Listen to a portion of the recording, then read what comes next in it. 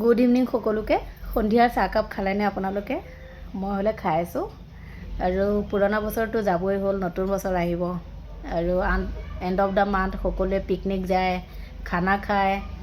আৰু এই টাইমতে মই মানে নষ্টালজিক হৈ পৰিছোঁ, কিয়নো আমাৰ টাইমত যেতিয়া আমি সৰু আছিলোঁ ন, আমি ওচৰ পাজৰৰ যিমানখিনি মানে লগৰ আছিল এক লগ হওঁ, এটাই ক'ব ঐ গাই প্ৰতি 10 টকাকৈ তুলিম দেই। তাৰপিছতে এটাই ক'ব তেন্তে গাই প্ৰতি এগিলাচ চাউল লৈ আহিবি।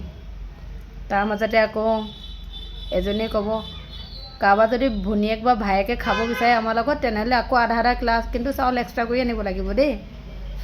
আৰু কোনোবাই ক'ব আৰু বাছত যদি আমাৰ পইচা বাচে, চব বজাৰ কৰি হোৱাৰ পিছত আমি কিন্তু পাণ খাম দেই।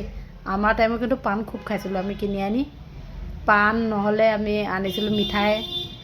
আৰু আমাৰ কাৰণেতো এইটো একদম ধুনীয়া এটা পিকনিক হৈছিলে। আৰু কেতিয়াবা যদি সুবিধা মিলে এনেকৈ আকৌ খাম লগৰ গোটেইকেইজনী মিলি। বা এতিয়াতো চব পঢ়া শুনাৰ কাৰণে কোনোবা বিদেশত গ'ল, কাৰোবাৰ বিয়া হ'ল, গতিকে ভাল লাগে সেই দিনটো অতীত ৰোমন্থন কৰি পেলাই। আৰু আপোনালোকেনো সৰুকালত এনেকৈ পিকনিক কোনে কোনে খাইছিলে জনাবচোন দেই কমেণ্টত।